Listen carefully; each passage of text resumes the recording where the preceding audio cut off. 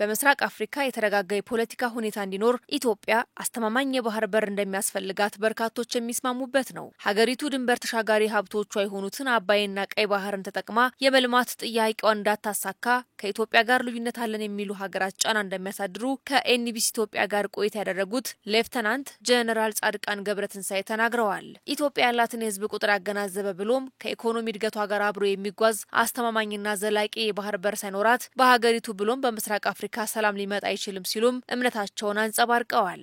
ይሄ አሁን ያለውን ፖፑሌሽንና የመጣ ያለውን ኢኮኖሚያዊ እድገት ይዘን በጣም አነስተኛ በሆኑ ሀገሮች ሆስቴጅ ተይዘን የባህር በር አክሰስ አስተማማኝ አክሰስ ሳይኖረን ሰላም ይኖራል እዚህ ሀገር ሆርን ኦፍ አፍሪካ ሰላም ይኖራል ብሎ ማሰብ አይቻልም።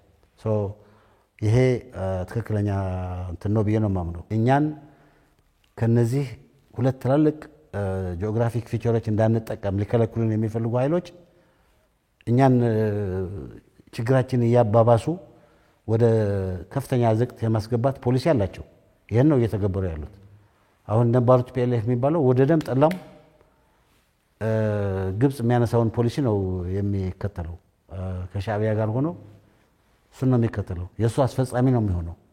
ኢትኖት አሁን ደብረጽዮን ሄዶ ከአልሲሲ ጋር ተገናኘ ያልተገናኘ ማለቅም ዳዝንት ማተር አያደርግም። መሬት ላይ የሚፈጸመው ስራ ግን በተጨባጭ የነሱን ፖሊሲ የማራመድ ውጤት ነው የሚኖረው እና ይሄ ታስቦበት መደረግ ያለበት ነገር ነው የሚሆነው። በኢትዮ ኤርትራ የድንበር ግጭት ወቅትም ኢትዮጵያ የባህር በሯን በማስመለስ ጦርነቱ መጠናቀቅ አለበት የሚል አቋም እንደነበራቸው የሚያወሱት ሌፍተናንት ጀነራል ጻድቃን የኢትዮጵያ የባህር በር ማጣትን በተመለከተ በህወሓት አመራር ውስጥ በነበሩበት ወቅት በተደጋጋሚ የሚያነሱት ጥያቄ መሆኑን ገልጸዋል። በጦርነቱ ወቅት መብታችንን የማስጠበቅ እድል ይበልጥ ሰፊ ነበር በማለትም ሁኔታውን በቁጭት ያስታውሳሉ። ያኔ ይሄ ጉዳይ ሲነሳ እንደ ታቡ ነበር የሚታየው።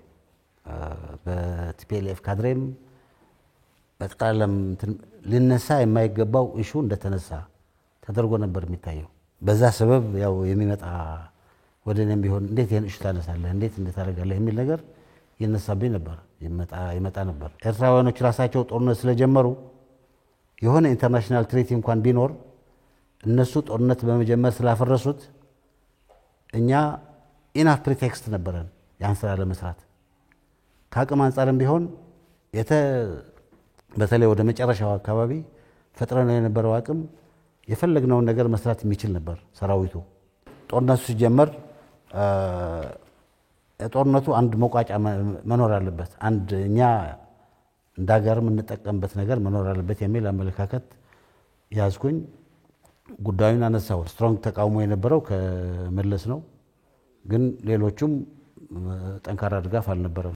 ያኔም ዲፕሎማቲክ ተጽዕኖ አይኖርብንም አልልም፣ ግን ቀለል ያለ ዲፕሎማቲክ ተጽዕኖ ተሸክመን ከደረሰብን የጦርነት ትንኮሳና ጦርነት ማካሄድ ጋር አያይዘን ቦታውን ተቆጣጥረን ወደ ድርድር ገብተን ልንፈታ የምንችልበት የነበረው እድል ያኔ የሰፋ ነበር ብዬ አምናለሁ።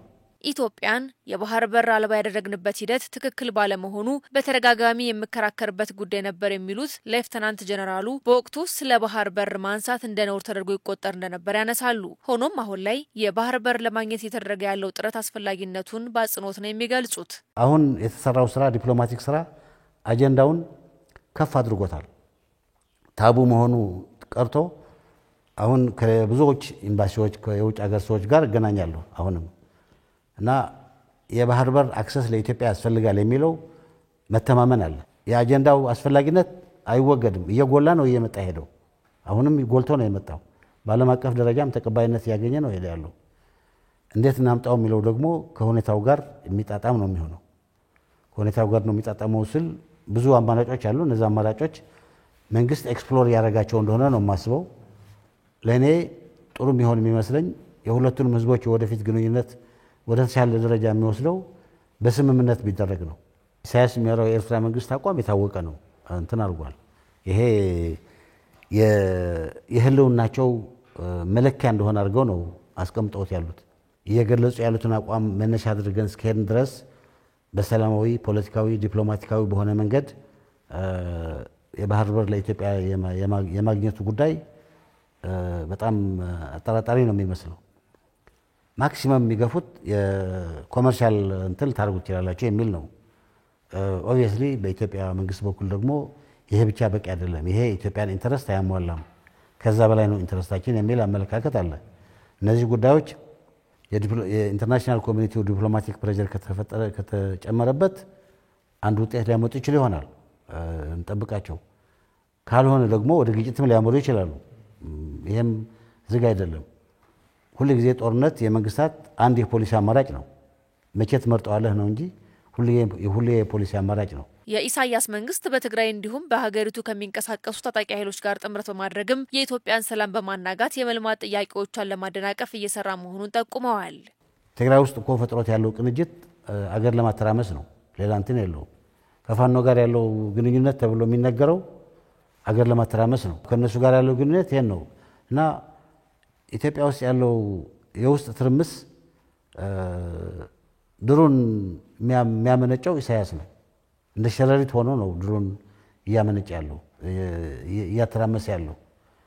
የኢሳያስ መንግስት ኢትዮጵያ ካልተተራማመሰ በስተቀር እሱ እንደ ሀገር የሚቀጥል መስሎ አይሰማውም። ይሄ ቋሚ ጠባዩ ነው፣ ፖሊሲው ነው ማለት ግን ቋሚ ጠባዩ ነው። እኔም ስልጣን ላይ በነበርኩበት ጊዜ ሳየው የነበረ ነው። ከወጣሁ በኋላ የማየው ነገር ይሄን ነው። ስለዚህ ይሄ የኢትዮጵያ መንግስት ወደ ኃይል አማራጭ እንዲገባ የሚያስገድድ ነው። አርፎ ቢቀመጥ አንድ ጉዳይ ነው የሚሆነው። የኢትዮጵያን ግዛት ይዞ ዛላምበሳን፣ አይጋን ይዞ ባድመን ምናምን ይዞ ሰዎች እያስታጠቀ ሰው እየላከ በግላጭ ሁሉን ድጋፍ እያደረገ ከፋኖ ከምናምን ጋር ነው ቅንጅት ንፍጠር ያለ ቅንጅት እየፈጠረ ባለበት ወቅት ምንም አይመጣብኝም ብሎ ማሰብ እኔ ትክክለኛ የመንግስት ፖሊሲ ነው ብዬ አላምንም። ራሱን የመከላከል የሀገሪቱን ሴኩሪቲ የመከላከል መብት አለው። ከዛ በላይ ግን በውስጥ ግጭት አገሪቱ ብሊድ እያደረገች ነው ያለችው፣ ኢኮኖሚካሊ ብሊድ እያደረገች ነው ያለችው። እንደ ሪስፖንሲብል መንግስት መጠን ይህን ማቆም አለበት። ሀገራችን ውስጥ ያለው የፖለቲካ ችግር ሀገራችን ውስጥ ያለውን ሁኔታ እንዴት እንፈታዋለን የራሳችን ጉዳይ ነው። ራሳችን በውስጣችን የምናገርበት ጉዳይ ነው የሚሆነው። በኤርትራ መንግስት አዝማችነት የሚፈታ ችግር የለም፣ ችግራችንን ማባባስ ካልሆነ በስተቀር